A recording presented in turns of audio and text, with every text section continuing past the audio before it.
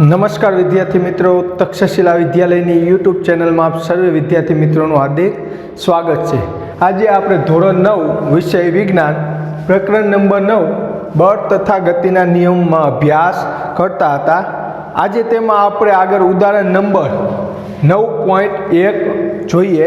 તો સૌપ્રથમ તો આપણે ઉદાહરણ નંબર 9.1ની રકમ જોતા જઈએ કે એક 5 કિલોગ્રામ દ્રવ્યમાન ધરાવતી વસ્તુ पर 2 सेकंड माटे अचर बल लागे छे। शुं कीधुं? एक 5 किलोग्राम द्रव्यमान धरावती वस्तु छे एटले के दळ धरावती वस्तु छे, तेना पर 2 सेकंड माटे अचर बल लागे छे। जे वस्तुनो वेग 3 मीटर प्रति सेकंड इनवर्स थी वधारीने 7 मीटर प्रति सेकंड इनवर्स करे छे। एटले के ते वस्तु छे 5 किलोग्रामनी वस्तु, तेनी वस्तुनो वेग 3 मीटर प्रति सेकंड थी शुरुआत करी अने 7 मीटर प्रति सेकंड सुधी करे छे। लगाडेल बळनुं मूल्य शोधो। तो के तो तेना पर लागता बळनुं मूल्य शोधो। हवे जो आ बळ 5 सेकंड माटे लगाववामां आवे एटले के आपणने जे बळ मळे ते बळ आ वस्तु पर 5 सेकंड माटे लगाववामां आवे तो वस्तुनो अंतिम वेग शोधो। तो शुं गोतवानुं? वस्तुनो अंतिम वेग। तो आपणने बे वस्तु गोतवानी कीधी। एक तो 5 किलोग्राम दळ धरावती वस्तु माटे 2 सेकंड माटे प्रारंभिक वेग 3 मीटर प्रति सेकंड अने अंतिम वेग केटलो 7 मीटर प्रति सेकंड माटे बळनुं मूल्य शोधवानुं। शेनुं? बळनुं मूल्य। अने बीजुं शुं शोधवानुं के आ जे बळनुं मूल्य मळ्युं ते बळना मूल्य परथी 5 सेकंड माटे ते बळनुं मूल्य आ 5 किलोग्रामना पदार्थ पर वस्तु पर 5 सेकंड माटे लागे तो तेनो अंतिम वेग शोधवानुं कीधुं छे। शुं? अंतिम वेग। એટલે એક તો આપણે સૌપ્રથમ બળનું મૂલ્ય ગોતવાનું છે અને તે બળના મૂલ્ય પરથી 5 સેકન્ડ માટે તેનો અંતિમ વેગ ગોતવાનો છે। તો આપણે તો જે પહેલા આમાં જે આપણને આપેલું છે તે લખતા જઈએ તો જોઈએ તો 5 કિલોગ્રામ દ્રવ્યમાન એટલે કે વસ્તુનું દળ કેટલું આપ્યું છે 5 કિલોગ્રામ। આપણે દળને કઈ સંજ્ઞા વડે દર્શાવતા હતા? m વડે। તો જોતા જઈએ m બરાબર 5 કિલોગ્રામ। ત્યારબાદ જોઈએ કેટલી સેકન્ડ માટે વસ્તુ પર 2 સેકન્ડ માટે તો t બરાબર સમય t બરાબર કેટલો થયો 2 સેકન્ડ થયો। ત્યારબાદ જોઈએ આગળ તો વસ્તુનો વેગ પ્રારંભિક વેગ કેટલો છે 3 મીટર પ્રતિ સેકન્ડ થી વધારીને અંતિમ વેગ કેટલો છે 7 મીટર પ્રતિ સેકન્ડ। આ પ્રારંભિક વેગ થયો, આ આપણો અંતિમ વેગ થયો। તો આપણે પ્રારંભિક વેગને કયા સંજ્ઞા વડે દર્શાવ્યું હતું? સરસ, u વડે। તો આ u છે તે શું છે? પ્રારંભિક વેગ કેટલો છે 3 મીટર ઇન્ટુ સેકન્ડ ઇનવર્સ, અથવા તો આને શું વંચાય મીટર પ્રતિ સેકન્ડ, અને તેનો અંતિમ વેગ કેટલો છે v। અંતિમ વેગને આપણે કઈ સંજ્ઞા દર્શાવી? v વડે। અંતિમ કેટલો છે 7 મીટર પ્રતિ સેકન્ડ ઇનવર્સ, અથવા તો 7 મીટર પ્રતિ સેકન્ડ થાય। તો હવે આપણી પાસે દળ છે, સમય છે, પ્રારંભિક વેગ છે, અંતિમ વેગ છે। તો આપણે બળનું મૂલ્ય f ગોતવું હોય તો મળી જાય। કયા સૂત્ર પરથી મળશે? સરસ, સમીકરણ નંબર 9.5। આપણે જે ગતિના બીજા નિયમનું ગાણિતિક નિરૂપણ જોયું હતું તેમાં યાદ કરો સમીકરણ નંબર 9.5 કયું હતું? તો સમીકરણ નંબર 9.5 પરથી સમીકરણ નંબર 9.5 કયું હતું યાદ કરો તો f બરાબર m કૌંસમાં v માઇનસ u છેદમાં t। યાદ કરો તો આવું સમીકરણ આપણે જોઈ ગયા। સમીકરણ નંબર 9.5 આવું હતું, f બરાબર m કૌંસમાં v માઇનસ u છેદમાં t। હવે આપણી પાસે m ની કિંમત છે 5 કિલોગ્રામ, v અંતિમ વેગ છે 7 મીટર પ્રતિ સેકન્ડ, u એટલે કે પ્રારંભિક વેગ છે 3 મીટર પ્રતિ સેકન્ડ, અને t સમય પણ આપણી પાસે છે। તો આપણે f મેળવવો હોય તો f મળી જાય? હા, f મળી જાય। આ બધાની કિંમત આપણે આ કિંમત છે તે આ સૂત્રમાં મૂકી દઈએ તો જોતા જઈએ f બરાબર m ની જગ્યાએ કેટલા મૂકશું 5 કિલોગ્રામ 5 કિલોગ્રામ।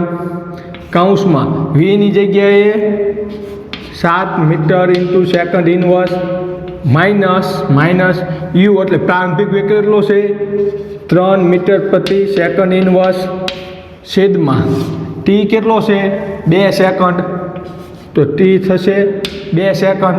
હવે જોઈએ એફ બરાબર 5 કિલોગ્રામ દળ, પ્રારંભિક વેગ 7 માઇનસ અંતિમ વેગ 7, પ્રારંભિક વેગ કેટલો છે 3/2. એફ બરાબર 5. હવે કૌંસમાં 7માંથી 3 જાય તો કેટલા વધે 4, તો અહીંયા આવશે 4 કેટલા છે 2. હવે ઉપર નીચે ભાગ ઉડાડવા હોય તો ઉડી જાય, હા, તો અહીંયા 4 ને કેટલા 2 ગુણ્યા 2 એટલે 2 ઉડી ગયા, તો અહીંયા કેટલા વધ્યા 2 વધ્યા અને 5. આ બંને કેવા છે ગુણાકારમાં, તો 5 દુ ને 10, તો એફ બરાબર કેટલા થશે એફ બરાબર ને 10. હવે આપણે બળનો એકમ જોયો હતો, બળનો એકમ શું છે સરસ ન્યૂટન, અને બીજો એકમ જોવો હોય તો બીજો એકમ કયો હતો એફ બરાબર 10 શું હતો KG into metre into second square inverse, એટલે કે કેજી મીટર પ્રતિ સેકન્ડ સ્ક્વેર. આ બંને બળના એકમ છે. કેવી રીતે મળ્યું 7માંથી 3 ગયા તો 4 વધ્યા, 5 ના 5 એમ નામ નીચે છેદમાં 2. હવે 4 ને આપણે 2 વડે ભાગ ઉડાડીએ એટલે 2 2 4 ઉપર નીચે 2 ઉડી ગયા, અહીંયા 2 વધ્યા, 5 દુ ને 10 એટલે એફ એટલે આપણને બળનું મૂલ્ય કેટલું મળ્યું એફ બરાબર 10 મળી ગયું. તો ન્યૂટન આ જે બળનો એકમ છે 1 ન્યૂટન, અથવા તો આપણે તેને કિલોગ્રામ ઇન્ટુ મીટર પ્રતિ સેકન્ડ સ્ક્વેર પણ તેનો એકમ લખી શકીએ. તો આપણને બળનું મૂલ્ય મળી ગયું, હા બળનું મૂલ્ય મળી ગયું. હવે શું કીધું આગળ, હવે જો આ બળ માટે, કયું બળ માટે કે આપણને જે એફ બરાબર 10 ન્યૂટન બળ મળ્યું એ બળ માટે 5 સેકન્ડ માટે લગાડવામાં આવે, કે આપણને આ જે બળ મળ્યું તે બળ 5 સેકન્ડ માટે લગાવવામાં આવે તો વસ્તુનો અંતિમ વેગ કેટલો થશે, એટલે કે અંતિમ વેગ શોધો. દળ તો આ જ રહેવાનું, વસ્તુ તો આ જ રહેવાની 5 કિલોગ્રામ, તેનો પ્રારંભિક વેગ પણ આ જ રહેશે 3 મીટર પ્રતિ સેકન્ડ. ટી બદલાશે, હા, કારણ કે આપણને કેટલા સેકન્ડ માટે કીધું 5 સેકન્ડ માટે.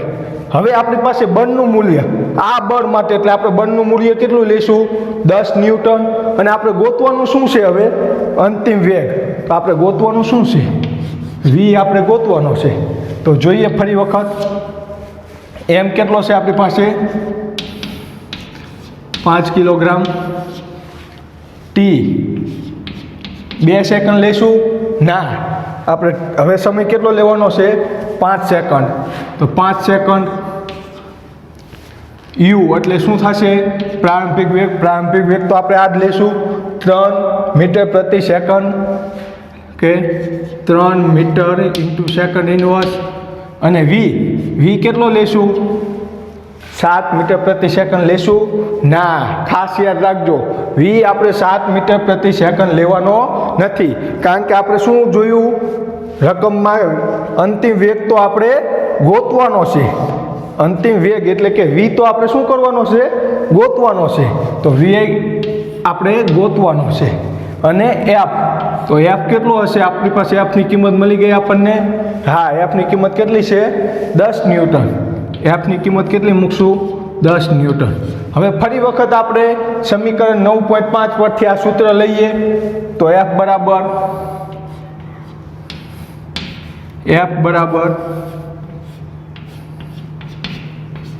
એમ કૌંસમાં વી માઇનસ યુ છેદમાં ટી. હવે આપણે ગોતવાનું શું છે વી ગોતવાનો છે, તો સૌપ્રથમ તો આપણે વીને સૂત્ર તરીકે કરવી, એફની જગ્યાએ વીને લઈ જઈએ તો શું કરશું, તો સૌપ્રથમ તો ટી અહીંયા ક્યાં છે છેદમાં છે, તો સામે ક્યાં જશે એફ સાથે ગુણાકારમાં જશે, તો આ ટીને આપણે એફ સાથે ગુણાકારમાં લઈ જઈ શકીએ, કારણ કે એમ કૌંસમાં વી માઇનસ યુના છેદમાં ટી છે, તો ટીને બરાબરની ઓલી બાજુ લઈ જવું હોય તો ક્યાં જાય એફ સાથે ગુણાકારમાં, તો શું થશે એફ ટી બરાબર m કૌંસમાં v માઇનસ u. હવે જોઈએ તો અહીંયા m કેવો છે, આ v માઇનસ u આખા કૌંસ સાથે ગુણાકારમાં છે, તો આપણે બરાબરની ઓલી બાજુ લઈ જવું હોય તો ક્યાં જાય? સરસ, અહીંયા ગુણાકારમાં છે તો સામે ક્યાં જાય? છેદમાં. અહીંયા t છેદમાં હતો તો સામે ક્યાં ગયો? ગુણાકારમાં. પરંતુ m અહીંયા ક્યાં છે? ગુણાકારમાં છે, તો સામે ક્યાં જશે? છેદમાં જશે. તો ft છેદમાં m બરાબર v માઇનસ u. આમ લખી શકીએ. આ m કેમ છેદમાં આવી ગયો? તો કે આપણે જે m છે તે અહીંયા v માઇનસ u સાથે કૌંસમાં ક્યાં છે? ગુણાકારમાં છે. તો અહીંયા ગુણાકારમાં છે તો બરાબરની ઓલી બાજુ ક્યાં જાય? બરાબરની ઓલી બાજુ છેદમાં જાય. તો ft છેદમાં m બરાબર v માઇનસ u. હવે આપણે કિંમત ક્યાંની ગોતવાની છે? v ની કિંમત ગોતવાની છે. તો v1 ને જ આપણે આ બાજુ રાખશું, આ u ને પણ આપણે ઓલી બાજુ લઈ જઈએ તો u આ બાજુ માઇનસ છે, ઓલી બાજુ જાય તો કેવા થશે? સરસ, પ્લસ થશે. u આ બાજુ માઇનસ છે એટલે કે ઓછા છે, ઋણ છે, ઓલી બાજુ જશે તો કેવા થઈ જશે? ધન થઈ જશે. તો ft છેદમાં m. હવે આ માઇનસ u બરાબરની આ બાજુ લાયા આપણે, આ બાજુ ઓછા છે તો આ બાજુ કેવા થઈ જશે? પ્લસ u બરાબર v. હવે આપણે આ બધાની કિંમત આપણી પાસે છે, f ની કિંમત છે, t ની કિંમત આપણી પાસે છે, m ની કિંમત આપણી પાસે છે, u ની કિંમત પણ આપણી પાસે છે. તો v ની કિંમત આપણે ગોતવી હોય તો મળી જાય? હા, મળી જશે. તો ફરી વખત આપણે આ સૂત્રને જ લખી નાખીએ કે v બરાબર f t છેદમાં m પ્લસ u. હવે આ સૂત્રમાં આપણે કિંમત મૂકતા જઈએ. અહીંયા જોઈએ તો v બરાબર, હવે f ની જગ્યાએ આપણે કિંમત મૂકવી કેટલી? 10. તો f ની જગ્યાએ 10. હવે t કેવો છે f સાથે ગુણાકારમાં? તો t ની કિંમત કેટલી થશે? t ની કિંમત કેટલી છે? 5 સેકન્ડ. તો t ની કિંમત 5 સેકન્ડ છેદમાં m. ft ના છેદમાં m છે તો આ f અને t ની કિંમત મૂકી, છેદમાં m ની કિંમત. m ની કિંમત આપણી પાસે કેટલી છે? 5 કિલોગ્રામ. તો છેદમાં થશે 5 કિલોગ્રામ, પ્લસના પ્લસ m નામ, અને u એટલે કે પ્રારંભિક વેગ. આપણી પાસે પ્રારંભિક વેગ કેટલો છે? 3 છે, તો 3 થશે. હવે આપણે જોઈએ તો ઉપર નીચે અહીંયા છેદ ઉડાડવો હોય તો ઉડશે? હા, ઉડી જશે. 5 ઉડી જશે. વધ્યું કેટલું? v બરાબર 10 પ્લસ ને 3 ના 3. તો v બરાબર કેટલા થશે? 10 પ્લસ 3 એટલે કેટલા થશે? 13 થશે. તો આપણને v નો જવાબ મળી ગયો. v બરાબર કેટલા? 13. પરંતુ હજી એક વસ્તુ ખાસ યાદ રાખવાની કે આપણે v ની કિંમત ગોતીએ, બળ f ની કિંમત ગોતીએ તો ફરજિયાત તેની પાછળ તેનો એકમ મૂકવો જોઈએ. જેમ કે આપણે બળની કિંમત f ની કિંમત ગોતી, f ની કિંમત આપણને કેટલી મળી? 10. તો આપણે તેની પાસે તેનો એકમ મૂક્યો. કયો એકમ? ન્યૂટન. અથવા તો તેનો બીજો એકમ કયો છે? કેજી ઇન્ટુ મીટર પ્રતિ સેકન્ડ સ્ક્વેર. તો આપણે આગળ જોઈ જ ગયા વેગનો એકમ કયો થશે? સરસ, વેગનો એકમ કયો થાય? મીટર પ્રતિ second.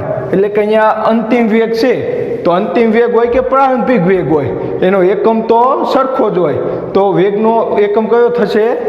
Metre into second inverse. અને શું વંચાય? Metre into second inverse. અથવા તો તેને આપણે v બરાબર 13 મીટર પ્રતિ સેકન્ડ આમ પણ બોલી શકીએ, આમ પણ લખી શકીએ અને આમ પણ આપણે લખી શકીએ.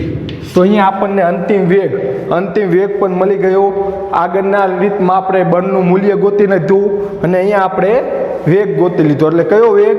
અંતિમ વેગ, કે જે 5 સેકન્ડ માટે 10 ન્યૂટન બળથી વસ્તુ પર લાગે છે તેનો અંતિમ વેગ કેટલો હશે?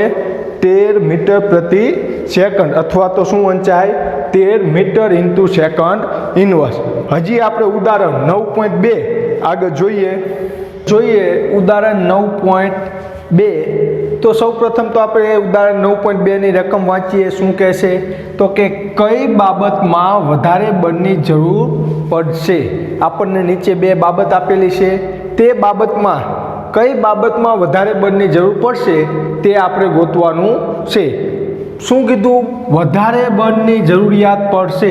આપણે ગોતવાનું શું છે? બળ ગોતવાનું છે. બળ એટલે શું? સંજ્ઞા શું એની? સરસ, એફ. આપણે એફ ગોતવાનો છે એટલે કે બળ કઈ બે બાબત આપેલી છે તેમાંથી કઈ બાબતમાં વધારે બળની જરૂર પડશે તે આપણે ગોતવાનું છે. તો કઈ બે બાબત આપણે જોતા જઈએ.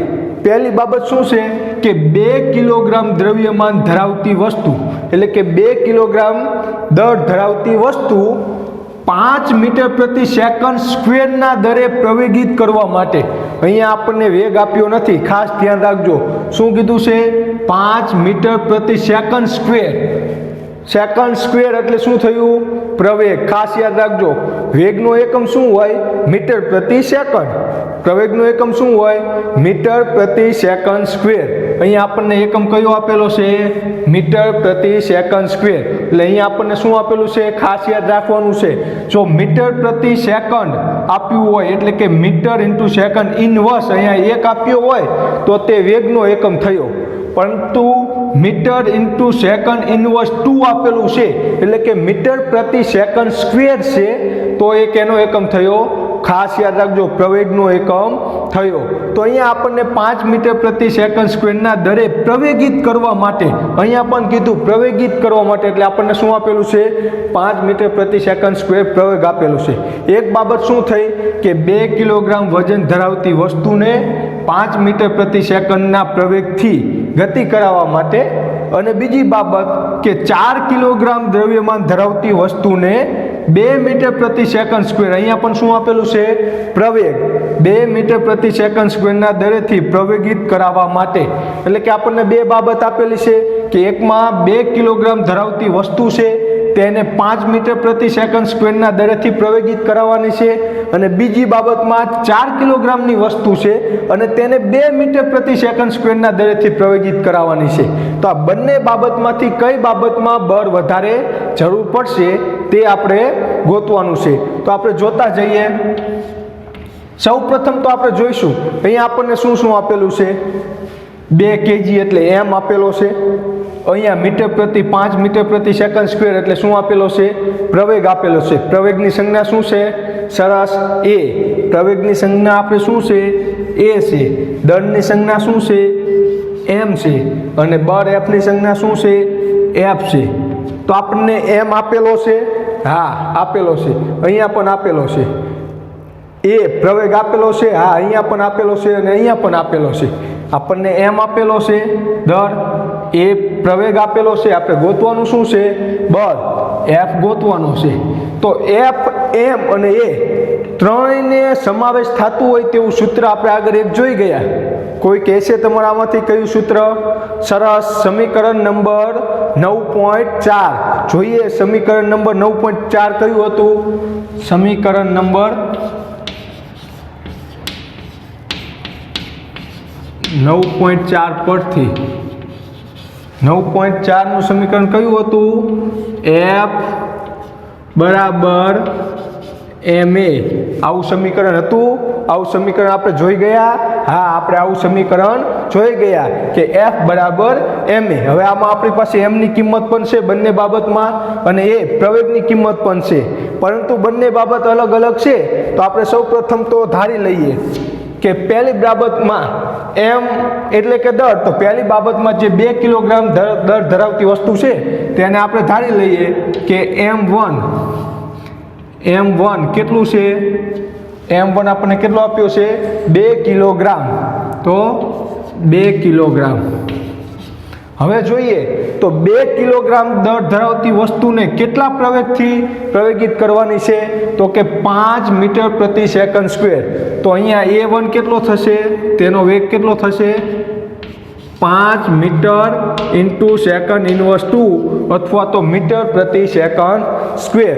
તો અહીંયા આપણે m1 a1 આવ્યું. તો એવી રીતે આપણે બીજી બાબત માટે 4 કિલોગ્રામ દળ ધરાવતી વસ્તુ માટે આપણે m2 અને a2 લખી શકીએ. m2 અને a2 લખી શકીએ. તો કે હા, લખી શકીએ. તો m2 કેટલો છે? બીજી બાબતમાં જોઈએ તો કેટલું વજન છે વસ્તુનું? 4 કિલોગ્રામ. તો m2 કેટલો થશે? 4 કિલોગ્રામ. તો બીજી બાબતમાં પ્રવેગ કેટલો થશે? બીજી બાબતમાં પ્રવેગ જોઈએ તો કેટલો છે? 2 મીટર પ્રતિ સેકન્ડ સ્ક્વેર. તો 2 મીટર ઇન્ટુ સેકન્ડ ઇન્વર્સ 2 અથવા તો મીટર પ્રતિ સેકન્ડ સ્ક્વેર. હવે આપણી પાસે બીમાં એમ અને એ બંને છે, તો આપણે આ સૂત્રનો ઉપયોગ કરશું. તો સૂત્રમાં M1 અને A1 છે, તો આપણે તેમાં બળના મૂલ્યને પણ કેવું લઈશું? F1 લઈશું. તો કે F1 બરાબર M1 A1. એવી રીતે અહીંયા જોઈએ તો અહીંયા M2 ને A2 છે, તો આપણે બળના મૂલ્યને F2 બરાબર M2 A2 લઈએ. હવે શું થયું?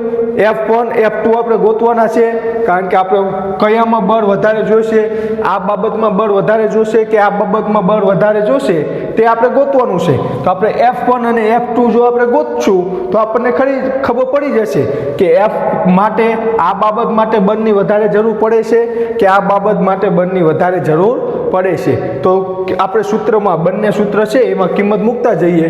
અહીંયા જોઈએ F1 બરાબર M1 ની કિંમત કેટલી છે આપણી પાસે? 2 કિલોગ્રામ. તો કે 2 કિલોગ્રામ ઇન્ટુ એટલે કે ગુણાકારમાં A1 પ્રવેગ કેટલો છે આપણી પાસે? 5 મીટર ઇન્ટુ સેકન્ડ ઇન્વર્સ 2. તો કેટલો થશે? F1 કેટલી થશે? 2 ગુણ્યા 5, 5 દુ ને 10. અહીંયા કેટલા આવશે? 10. એકમ કયો થશે? KG into metre into second inverse 2 અથવા તો કેજી મીટર પ્રતિ સેકન્ડ સ્ક્વેર, અથવા તો તેનો બીજો એકમ કયો છે? અથવા F1 બરાબર 10 ન્યૂટન. આ એન શું છે? બળનો એકમ છે. એન એટલે શું? ન્યૂટન. તો હવે આ બાબત માટે કેટલા બળની જરૂર પડી? 2 કિલોગ્રામ વસ્તુને 5 મીટર પ્રતિ સેકન્ડ સ્ક્વેરના દરેથી પ્રવેગિત કરાવવા માટે બળ કેટલું આપવું પડે? 10 ન્યૂટન બળ આપવું પડે. તો 4 કિલોગ્રામનો પદાર્થ છે તેને 2 મીટર પ્રતિ સેકન્ડ સ્ક્વેરના પ્રવેગથી ગતિ કરાવી હોય તો કેટલું બળ આપવું જોઈએ? તો આની કિંમત આપણે અહીંયા મૂકીએ તો F2 બરાબર M2 કેટલું છે? 4 કિલોગ્રામ. 4 કિલોગ્રામ ગુણ્યા A2 પ્રવેગ કેટલો છે? 2 મીટર ઇન્ટુ સેકન્ડ ઇન્વર્સ 2. હવે જોઈએ તો F2 બરાબર 4 ગુણ્યા 2 કેટલા થશે? 8. અને એકમ શું થશે? કેજી ઇન્ટુ મીટર સેકન્ડ પ્રતિ સેકન્ડ સ્ક્વેર. એ KG into metre into second inverse 2. અથવા તો બીજો એકમ કયો થશે? અથવા તો F2 બરાબર 8 ન્યૂટન. એન શું છે? બળનો એકમ છે. તો આપણે અહીંયા જોઈ શકીએ છીએ પહેલી બાબત માટે કે 2 કિલોગ્રામ દળ ધરાવતી વસ્તુને 5 મીટર પ્રતિ સેકન્ડ સ્ક્વેરથી પ્રવેગિત કરવી હોય તો બળ કેટલી જરૂર પડશે? 10 ન્યૂટન બળની જરૂર પડશે. જ્યારે 4 કિલોગ્રામ દ્રવ્યમાન ધરાવતી વસ્તુને 2 મીટર પ્રતિ સેકન્ડના દરથી પ્રવેગિત કરાવવી હોય તો બળ કેટલી જરૂર પડશે? 8 ન્યૂટન બળની જરૂર પડશે. આ બંને પરથી આપણે કહી શકીએ કે કઈ બાબત માટે વધારે બળ લગાવવું પડશે? તો કે 2 કિલોગ્રામ દળ ધરાવતી વસ્તુને 5 મીટર પ્રતિ સેકન્ડ સ્ક્વેરના દરથી જો પ્રવેગિત કરાવી હોય તો તેના માટે બળનું મૂલ્ય કેવું પડે છે? વધારે બળના મૂલ્યની જરૂર પડે છે. કારણ કે અહીંયા બળનું મૂલ્ય કેટલું આવ્યું? 8 આવ્યું. જ્યારે અહીંયા બળનું મૂલ્ય કેટલું આવ્યું? 10. તો બંનેમાંથી બળનું મૂલ્ય કેમાં વધારે આવ્યું? F1. F1 કેટલો આવ્યો? 10 ન્યૂટન. તેથી 2 કિલોગ્રામ દ્રવ્યમાન ધરાવતી વસ્તુને કેટલા પ્રવેગથી? તો કે 5 મીટર ઇન્ટુ સેકન્ડ ઇન્વર્સ 2 ના દરેથી દરેથી પ્રવેગિત કરાવવા માટે વધારે બળની જરૂર પડે છે. શું કીધું? જરૂર પડે છે. આપણને પ્રશ્નમાં શું પૂછ્યું હતું? કઈ બાબતમાં વધારે બળની જરૂર પડે છે? કે 2 કિલો દ્રવ્યમાન ધરાવતી વસ્તુને 5 મીટર પ્રતિ સેકન્ડના દરેથી પ્રવેગિત કરવા માટે, કે 4 કિલોગ્રામ દ્રવ્યમાન ધરાવતી વસ્તુને 2 મીટર પ્રતિ સેકન્ડ સ્ક્વેરના દરેથી પ્રવેગિત કરવા માટે. આ બેમાંથી કઈ બાબત માટે વધારે બળની જરૂર પડતી હતી? તો આપણે સૂત્ર દ્વારા જોયું, F1 આપણને 10 ન્યૂટન મળ્યો, જ્યારે F2 કેટલો મળ્યો? 8 ન્યૂટન. તેથી 2 કિલોગ્રામની વસ્તુને 5 મીટર પ્રતિ સેકન્ડ સ્ક્વેરના દરેથી પ્રવેગિત કરાવવા માટે વધારે બળની જરૂર પડે છે. અત્યારે બસ આટલું. અસ્તુ. જય હિન્દ. આગળનું ઉદાહરણ આપણે આવતા લેક્ચરમાં અભ્યાસ કરીશું.